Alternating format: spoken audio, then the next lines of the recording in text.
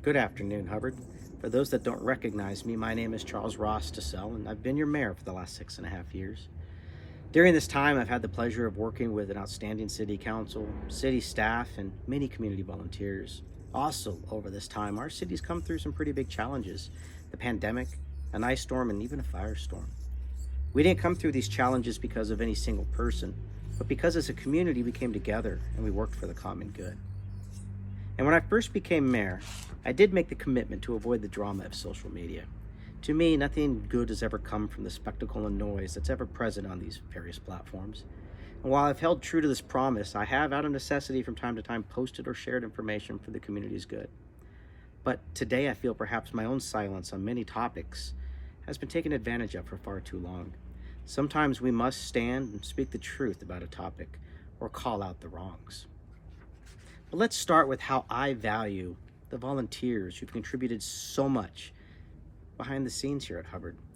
These individuals and these families have never sought out accolades or self-gratification.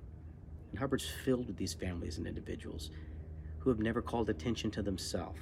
But let me acknowledge now that your efforts are not unappreciated. And quite honestly, we've never taken them for granted.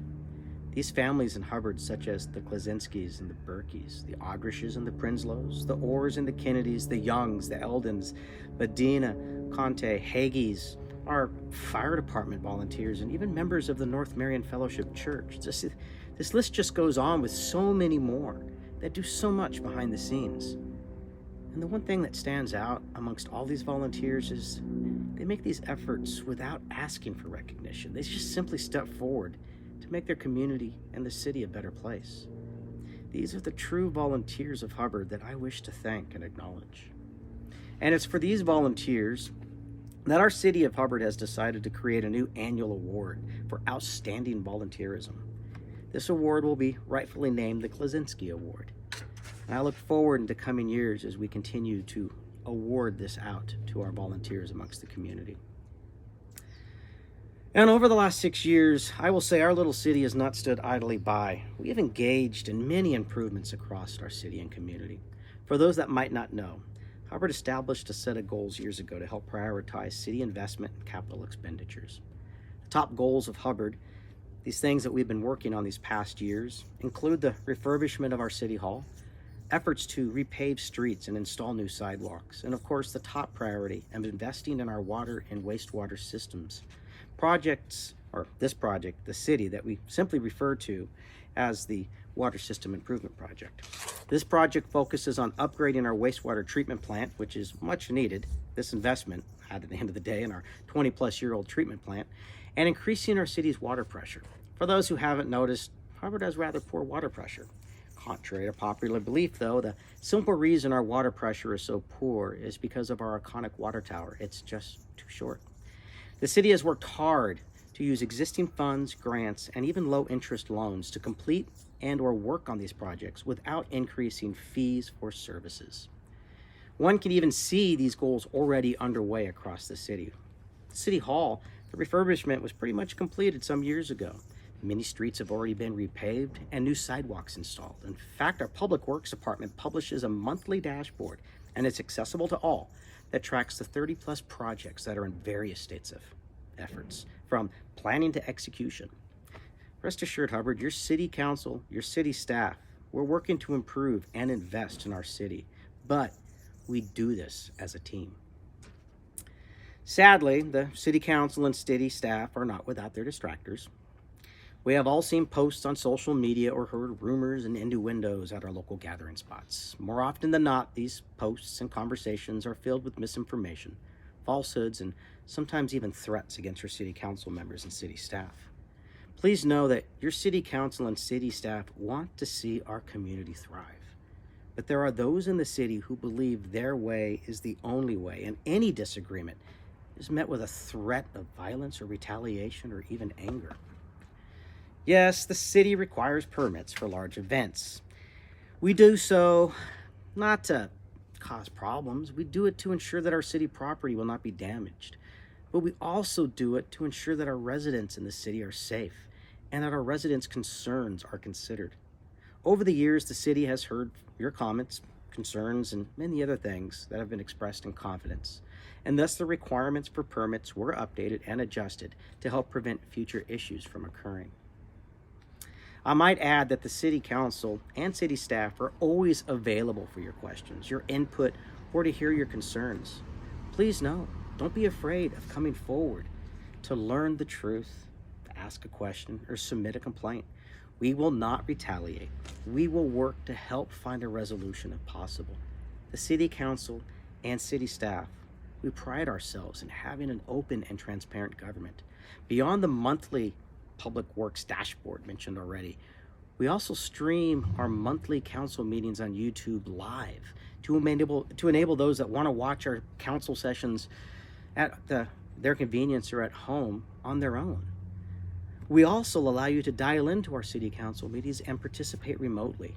We've done as much as we can over the years to make our own meetings as open as possible and as accessible. Over the years, I personally also spent time with many residents talking about what the city is doing, concerns they have about city actions, or questions they have about our city's future.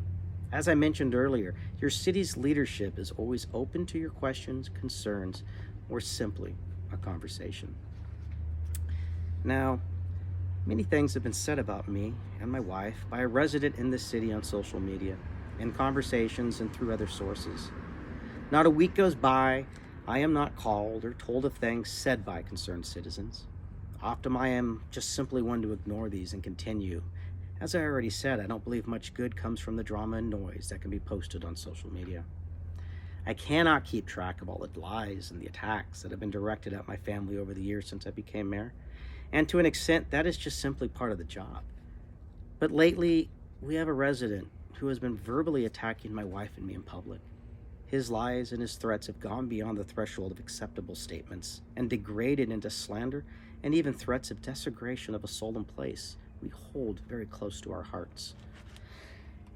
As far as I'm concerned, though, this person's own words and actions have made clear the type of person they are, and I can rest assured that our community can see through the lies. I'm a man of faith, and as such, I will simply refer to Ecclesiastes 10:13. The words of his mouth begin with foolishness, and the end of his talk is raving madness. I won't speak of this topic anymore, but I do thank the community at large for those who have stood up and said enough. I've been asked by many if the rumors are true. Am I truly not running for another term as mayor? A few months ago, I would have stated yes. I wish to hang up my hat and slip silently back into my private life. Even today, if you run into me at the bistro, see me on my porch talking to our neighbors, or out walking about town, I will come off as a simple resident, not as some lofty person with a title. I, for one, have never relished the title of mayor. I am just simply Charles. For those who know me, I am not one to make grand speeches, boast of accomplishments, or take credit for things that require a team. No, being a mayor is not now, nor has it ever been about me. It's about doing what's right for our city and our residents.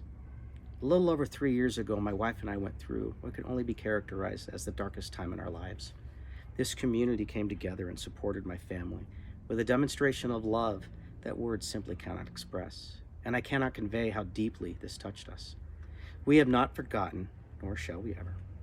So before one and all, let me just make a simple promise.